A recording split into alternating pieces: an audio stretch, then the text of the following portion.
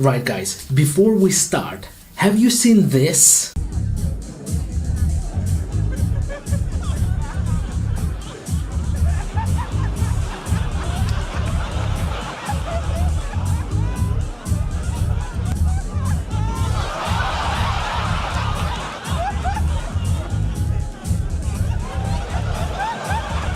That's hilarious! Arbuckle, the world's fattest hedgehog, has lost 1 pound out of his 5 on a cat food diet. World fattest hedgehog. Was he like a Burger King employee or something? Fat hedgehog losing weight. Even hedgehog can do it. But not me. Should I try eating cat's food? Probably gross. Still better than broccoli though. So basically this hedgehog was on a cat as food diet and then they moved it to a cat food diet. Is it really legal to put a wild animal on a diet? My point is that if this hedgehog likes food, don't just take it away from it. Additionally to this, it's not fat, it's just body positive. His photo should go onto a cover of a new Hedgehog Politan. Hedgehog's health? One of them. Stop torturing poor creature. Give it some sausage roll, pizza or beer, whatever it likes. And remember, broccoli and cat food taste nothing like juicy steak. Trust me. Hi guys, this is Weekly sNews. As you know, we're talking about strange, stupid or silly news posted in newspapers. I always want to say British newspapers, but this photo guy just changed the whole concept of the program now and ruined such a well-tuned phrase. A cabbie was watching porn on his mobile phone after he picked up passengers, father and daughter. Dad said he heard some suspicious noises coming from the driver's seat. He also said that they almost crashed. He reported this taxi driver and his license were revoked. He tried to appeal but failed. Well, of course he almost crashed his car. Both of his hands were on a stick. Well, 2 sticks. What was he thinking when he decided to watch porn instead of listening to a radio? My wife is always around. I already missed 3 Brothers movies. This porn site is very good. I want to feel like home in my car. Maybe he was practicing multitasking. Did his dad notice that he was also eating sandwich and shaving? I wonder how he tried to appeal. I was using Google Maps when this gay porno came out. I had nothing to do but start touching myself and singing. Although he's 64, maybe he was just testing his blood circulation. Or maybe he wanted to become a star in one of them fake taxi movies and was just practicing. You can't succeed without practice, even if you do it by yourself. A top chain burger website, GBK, was redirecting its customers to porn sites because it was hacked. That is absolutely a perfect line of defense for a cabbie from previous article. He can just tell the court that he was just trying to order some burgers and bang! He had to watch porn instead. And as you all know, it takes at least 5 minutes to stop watching porn. Tom Wilkinson said that he came across it when he was surfing through GBK website for a specialty burger. It took him to a porn website and he was shocked. He didn't expect to see that. He was expecting to see a burger. Expecting to see a burger on porn website? I'm not an expert, but I'm sure you can find this kind of movies as well. Although for some reason, I think ladies in these movies are going to be a bit extra curvy, as long as it works for Tom. It's interesting, but Tom never finished his story. Did he order the food elsewhere, or did he decide to spice things up by becoming a taxi driver? A 70-year-old Ron Shepard from Somerset might be getting married for the 9th time. He met a 32-year-old lady on a dating website. They've been chatting for 4 days and he thinks she might be the one. One what? Last November he was dumped by his 9th fiancé, who buggered off just days before the actual wedding. He says that he receives hundreds of messages on online dating website. Some of the women propose marriage. What the f*** is wrong with this guy? Is he not learning from his mistakes?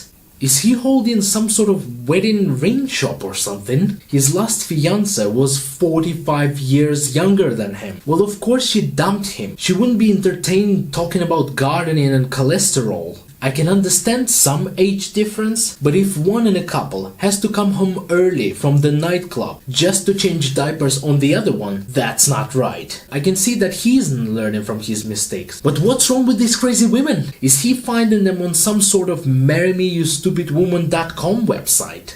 What is he offering them? I bet it's not gonna be loads of sex or intelligent talks. Well, to be honest, last 25 of his wives were from Asia, Thailand, Philippines, so it's clearly a proper true love, not a citizenship matter. If his new girlfriend wants to put her hands on his inheritance, she better hurry up. He's 70 years old, and that means that he can find a replacement very soon. 4 out of 5 women in Leeds are fantasizing about some other males while having sex with their own partner, nationwide poll reveals. 42% of these women have confessed they're actually cheating on their partner. Totally opposite story came from Sheffield, where 41% of males are cheating on their partners. Bradford is a leader in women fake orgasms. Liverpool is the leader in male fake orgasms. How's that freaking possible? And 40% of women in Birmingham are lying in their dating profiles. Stay strong, man of Leeds, and keep believing it is you, the fifth element, whose girlfriend is satisfied and not faking orgasms with few other men in Bradford. It's actually good that these women are thinking about sex while doing it with you. It would be worse if they were thinking about prostate exams or politics. Dear women of Leeds, you should go and live temporarily in Norwich. Guys in Norwich consider themselves to be so sexy they can barely stand from climbing each other. Well, not always. Oh, I've got another idea. Why don't you start massive swinger clubs in Leeds? This way you will make your ladies happier. After you and few other pals. If you want to be serious about it, this nationwide poll is horrible. You read it and it feels like everyone is cheating on everyone else, or at least thinking about cheating with everyone else. And both males and females are going from one sex failure to another. I should probably tie my woman to a bed. Although we don't live in Yorkshire, so my woman is probably satisfied, I hope. And the most important thing here is that...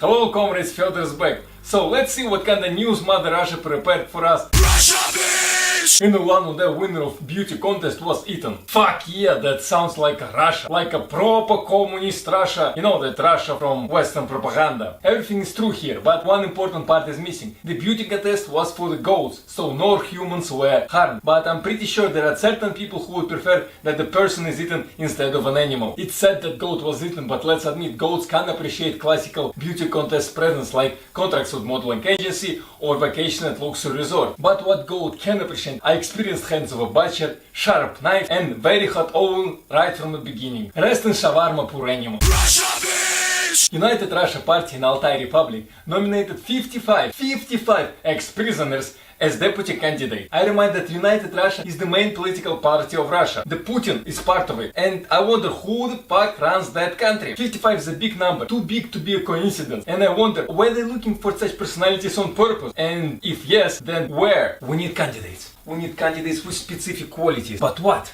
What are the main qualities for deputy? Honesty, willingness to serve, ability to sit, and willingness to share what was stolen. We are in Altai prison number 1, and this is our early show, Who Wants to Be a Deputy? And let's welcome our first candidate, Yevgeny Pizdabolov. Yevgeny, and here's our first and the only question. What are the main responsibilities of deputy? A. To serve people. B. To fulfill what was promised on election. C. Willingness to earn more and more, and finally D, ability not to care about other people. And now you have 1 minute to decide. Very tough question. I think I have to take 50-50 chance.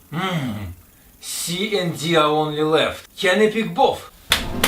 You are absolutely right.